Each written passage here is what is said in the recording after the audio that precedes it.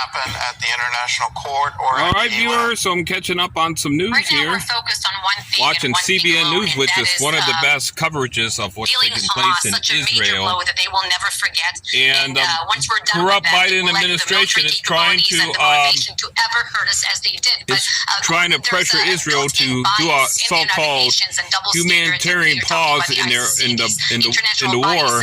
Against Israel. But Israel so far is telling the U.S. government to pretty much no pause. So hopefully they don't buckle and comply with them. They sent Blinken to pressure Netanyahu and the Israeli government to pause their operation. That would be a huge mistake on the part of Israel. Syria has so that's what's going on, dear viewers. Like Finland. That is obviously ridiculous. Right now we're focused on winning this war against Hamas, and the definition of winning will be the total elimination of their regime. But we will obviously deal with the diplomatic arena at the right time. Defending themselves and their people. Well, I do want to remind our audience that Chief Prosecutor, he was born in Great Britain, but his father's Pakistani, so I'm not entirely sure he's unbiased in this. Yeah. There's stories in the media about. So we got a lot of fake Christians out there. They call themselves Christians, but yet they're really just people that hate Israel. They're full of Jew hatred and hate Israel. And I won't name names, but they know who they are, and they used to be my friends, but not no more because I cut them off. I will not be friends with people that hate the Jewish people or oppose Israel. So let's get rid of these ads here. So it's time to make a stand, and I'm going to make a stand. I'm going to stand with Israel, dear viewers. And I tell Israel not to listen to the corrupt Biden administration. They are totally corrupt.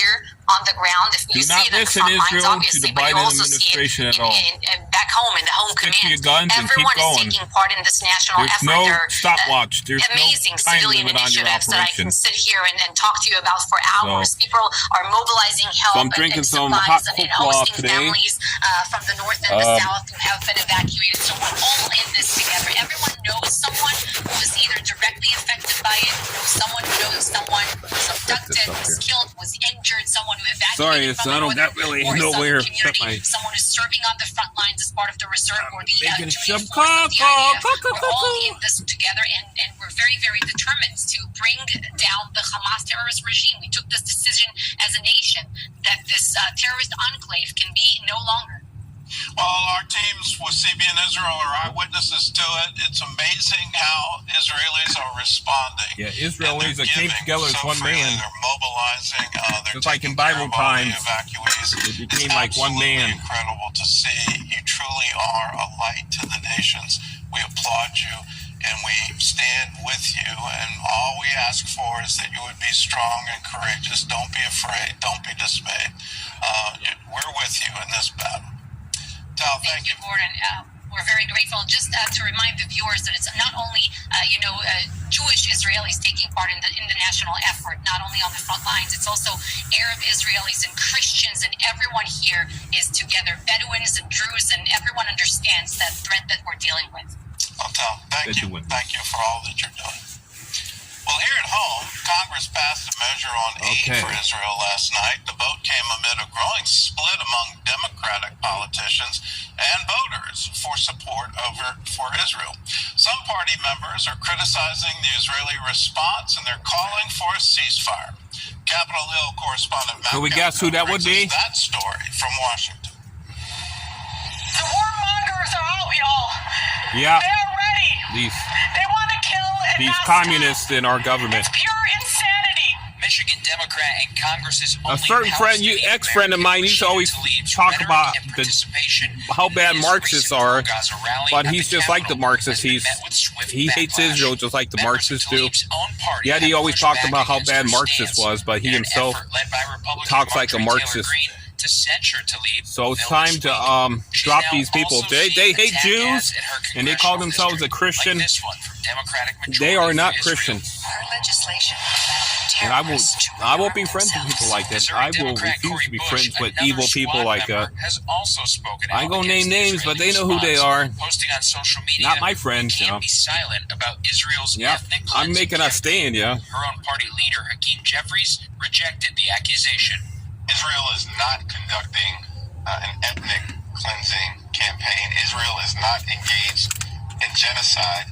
Israel was brutally attacked in the most horrific way on October 7th. It has resulted in the largest loss of Jewish life since the Holocaust. And Israel is in a position where it is responding and going after Hamas. That is a necessary and urgent project for it to complete. At the same time, we are, of course, going to make sure that we are providing the humanitarian assistance necessary to Palestinian civilians who may be in harm's way. Both House members could end up facing primary challengers because of their actions, with a Democrat Political Action Committee looking to potentially back opponents. While President Biden has stood firmly behind Israel, the progressive divide comes as Congress weighs military defense packages. Thursday, the House took up a $14.3 billion bill, with the GOP seeking to offset the Israel funding by rescinding money to the IRS. It's been kind of disturbing to us. I've heard IRS don't need no money. Suggest there needs to be a ceasefire. Let us be clear. We've been very clear about this. There was a ceasefire. It was before October 7th, and Hamas broke it. And Israelis suffered unspeakable acts of evil, as you've heard even recounted here this morning. Israel doesn't need a ceasefire. Needs its allies to cease with the politics and deliver support now. Analysis by the Congressional Budget Office determined lost revenue by the IRS cuts would actually add to the national debt over the next 10 years. The Democrat-led Senate will likely pair Israel and Ukraine aid, and House Democrats want defensive support for Israel with no strings attached. That's why this House should send a clean bill to the Senate. Instead, Speaker Johnson is willingly jeopardizing Israel's security by making support for Israeli assistance contingent on issues totally unrelated to its security. He's taken an unprecedented step and one with potentially fatal consequences. 12 Democrats ended up defying leadership and helped pass that Israel aid package out of the House. Although some did openly admit they didn't like the IRS cuts, Jared Moskowitz, a Florida Democrat, said he could see the political mailers now saying you chose the IRS over Israel, and he wouldn't take the bait. Matt Gelka, CBN News. Well, it's incredible that it's turned into politics here at home. We need to stand with the state of Israel and what was established by the UN back in 1948, what was part of international law going back to the League of Nations, the San Remo Treaty. All of these things are historical facts. Israel has a right to exist. It's not a genocidal state. They are not engaged in ethnic cleansing not at all. It's amazing to me that lie. They never attacked their neighbors once. Today. Here are some facts. But their neighbors attacked them plenty of times. Why? Because there was ethnic cleansing. When Israel gave land to Gaza for peace, the Jews were forced to evacuate. I remember that. Abandon all of their farms 2005, there. yep. What did the Muslims do? What did the residents of Gaza do? They came in and instead of taking it over and saying, well, thank you very much for the farms and the crops, they destroyed it. This is a continuing history. Let's look back at the Jewish quarter in the old city of Jerusalem. From 1948 to 1967, it was illegal to be Jewish and just even walk in the Jewish quarter of the old city. Now that's ethnic cleansing. That's what you're seeing the Palestinians do. That's not what Israel is doing. If you're an Arab Muslim in Israel, you get a chance to vote. You get to have full employment, full rights of a citizen. You get elected to their government, to the Knesset. You need to know the facts, and we want you to know the facts about the Jewish homeland, the state of Israel. You can own a DVD copy, receive instant streaming access of CBN's exclusive documentary, The Hope, the Rebirth of Israel. This film will take you on a journey through the 50 years that preceded the founding of the modern state of Israel.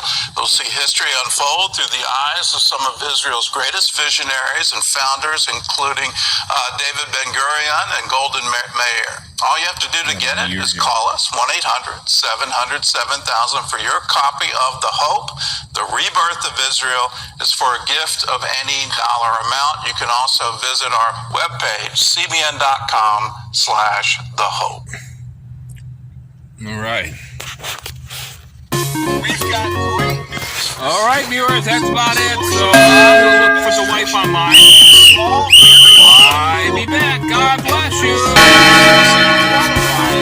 Sunday night here, Camp Gospel.